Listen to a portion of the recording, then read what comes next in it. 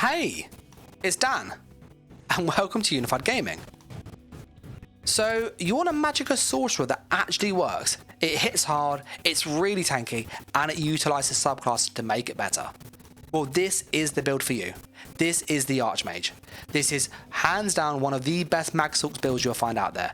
We have more damage than ever before because of subclassing. Our shields and our defense is still stupidly high, and we have great sustain.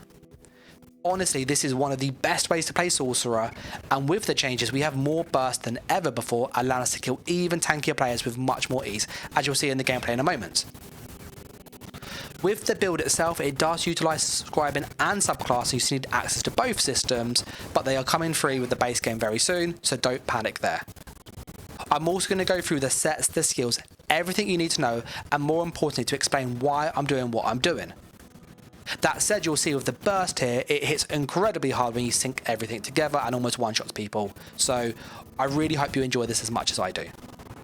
As always, likes and comments are greatly appreciated, and if you haven't done so, do subscribe so you don't miss out on the future content. I also want to take this opportunity to say a massive thank you to all the YouTube and Patreon members who do support the exclusive access to the content, early access and so much more. So it's just a massive thank you to all of those people. We're now going to go through the build itself. So with the build, we are using a Breton as our race. The Breton, in my opinion, is one of the better races for this. Breton, High Elf, Dark Elf, all fantastic. We are stacking magicka, which gives us more damage, and the Breton gives you lots of sustain and just some extra resistances. That said, if you're not a Breton, this works on a High Elf, or a Dark Elf, or even an Orc. Breton and magicka races are, in my opinion, are the better route. For the attributes, we are running everything into magicka this time round, which gives us loads and loads of magicka, which helps. The more magicka we have, the more damage we do, the bigger our shields. It's literally a win-win-win. You'll also notice we're using the Mage Mundus. This means we have really high max magicka because of this, and with all the percent boost the sorcerer gets, this gets scaled even higher, becoming almost as good as the lava for actual damage done. For the consumables this time round, you have a choice.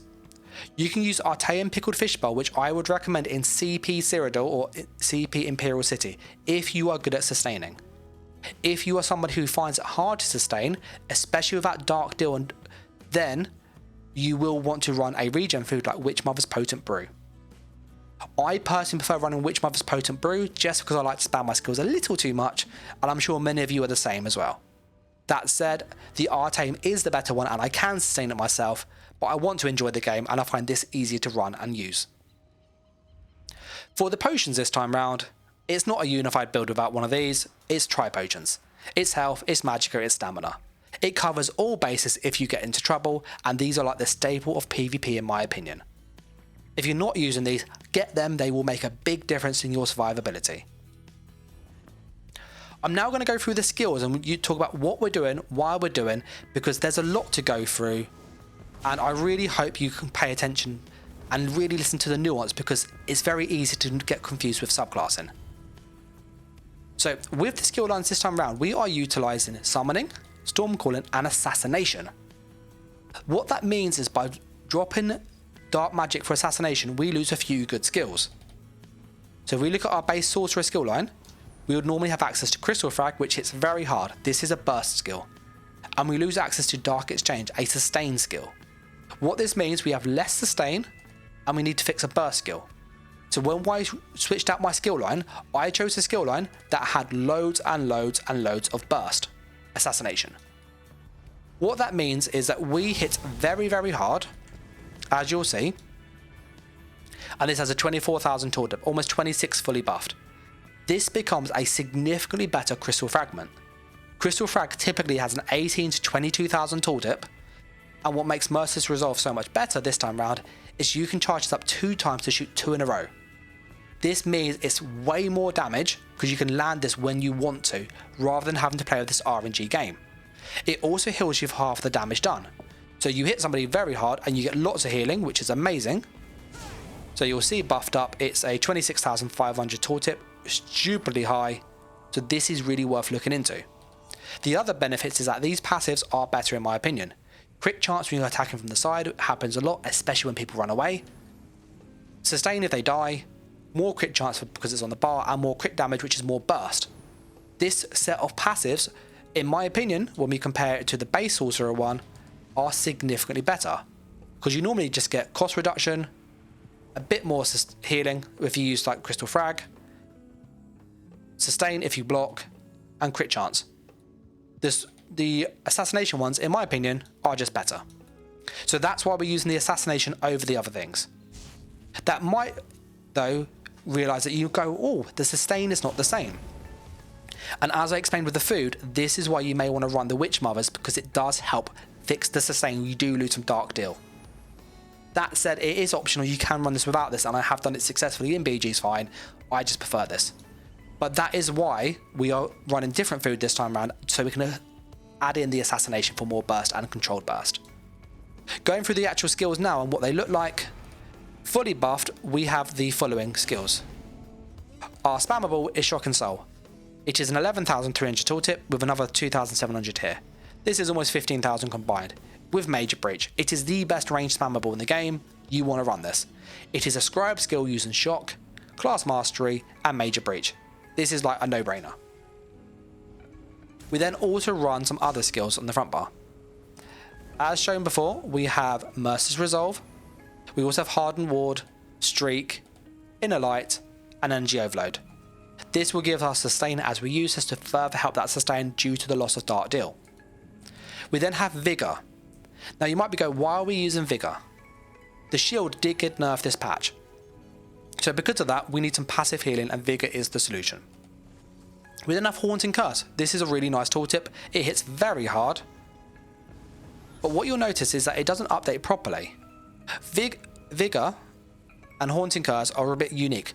They kind of scale their effect when you swap bars.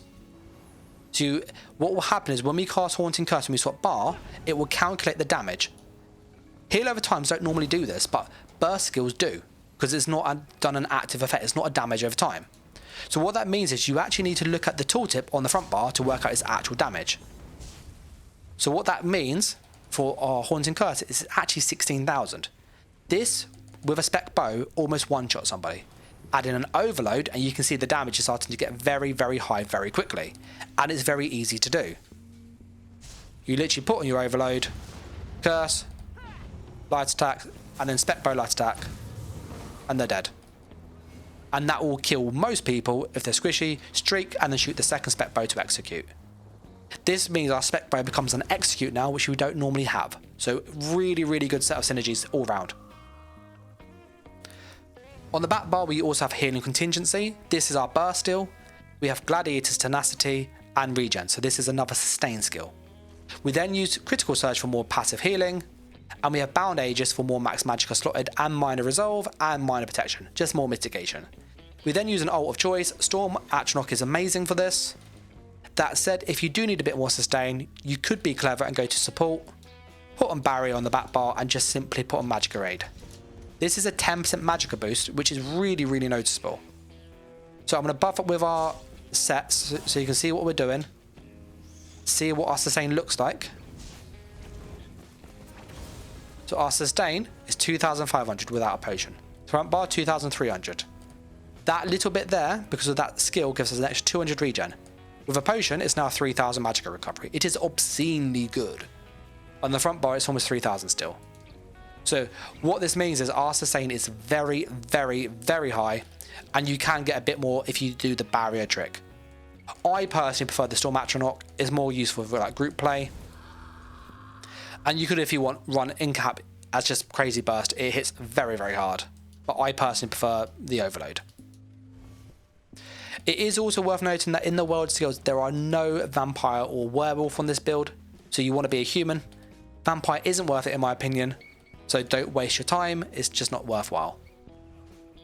One thing to also stress is that we are utilising this Trifocus as we've got an Inferno Staff on the back bar. So when we buff up and we heavy attack, for example, we then proc this Trifocus, which is another 24,000 dot, and it goes higher and higher still, as we saw with all our skills. So what ends up happening is you end up getting a lot of free damage just by doing a heavy attack, curse, swap bar, because the Trifocus is now on them. It's a free damage over time. Really good against tankier players. But that's the skills, that's what we're doing. Champion point wise, it's pretty straightforward. We're using Master at Arms for more damage, Weapons Expert for more damage, Deadly Aim for more damage, and Arcane Supremacy. You can, if you want, change Deadly Aim for one of the crit ones. So for example, you can put on Fighting Finesse, but I personally like them as they were.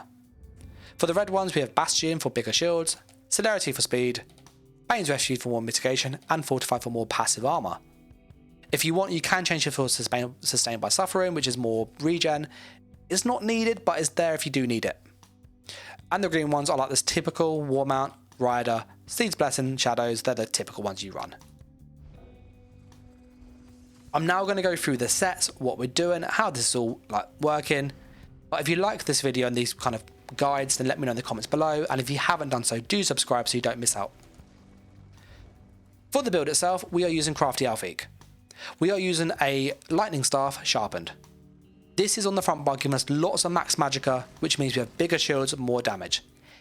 Every piece of magicka increases our damage. And so with that in mind, you want to stack this as high as you can. The more max magic you have, the more damage you do. You then have a choice. Do you want to run double dot poisons or a glyph? The double dot poisons are really good against tanky players, because what ends up happening is people who are really tanky, you can heavy attack with that Inferno Staff. And as you're light attacking, doing your weaving, you then have like 3 dots on them now, which is really nice. It's really good just pressure, especially against tankier players. If you're going for more burst, a glyph is better. We're then using an Inferno Staff of Wretched Vitality. This will give you extra resources, and because it's a back bar set, we can turn this on when we're in combat. So if we put on a major buff, for example, we then get the extra regens and we can swap to the front bar and they are still active. So you can see them down here. We are then pairing this with Mighty Tudun. This gives us our armor buff at all times. This is fantastic, one of the best scribing and just subclassing sets in the game now, because it gives you access to more skill lines for damage, which you wouldn't otherwise have. So this is a really good set this time round. We then have one trainee on the chest. I'm going to use Alfiq on the sash and Wretched across the board. I'd recommend having loads of impen and reinforce on the heavy pieces. And for the jewellery, we have Arcane across all of the jewellery with Alfiq neck, Alfiq ring, and Death Dealer's Feet mythic. This is the best mythic for what we do. It's more max magicka, more max stam, more max health. It's really, really good. I've gone with 2 recovery on this one with 1 spell damage. But if you need more sustain, you can add more sustain via this as well. Alternatively, you can change the food if you wish and drop the Witch Mother's Potent Brew. If you do this, you can put the glyph here, and then you can then run the other food, which give you more max magicka this way round. So there are a few ways you can mess around with the glyphs to make this work. And if you're a race that is not, say, a Breton with sustain, you then put this to a regen glyph and it will fix the build for you. But that there, guys, is the build. That's everything you need to know. Skills, sets, all that good stuff. I'm also going to show a superstar this time round to see what people think of this, which gives you it all in a nice handy little sheet here. And I'm now going to kind of just summarize the build and just show some more gameplay, because I think it's useful for people to see. So as you'll see with this gameplay, we are hitting people incredibly hard, as you saw that person blew up there. And all of this is because of how much we stack our damage. This thing hits like a truck. It moves really fast, as you can see. We can force people to get stunned if they're blocking or they're tanky like this man is here, and then we can go for cheeky spec bows. This is hands down one of the best mag salts you'll find. It melts people, it does everything you need it, and it's even durable. Even when we get hit really hard by this stam soak with really high damage, we only lose half a health bar and we can put on a shield and stay alive quick. I am going to call this here then. I will show a dedicated gameplay guide on how to play the build. So if you like that kind of stuff, then like, comments, but more importantly, to subscribe so you don't miss out on it. But I'm going to say a massive thank you to all of the support. If you get questions about the build or what I'm doing, let me know down below. But as always, I'm going to say a massive thanks. I'll catch you in the next video or stream. So take care, guys, and bye.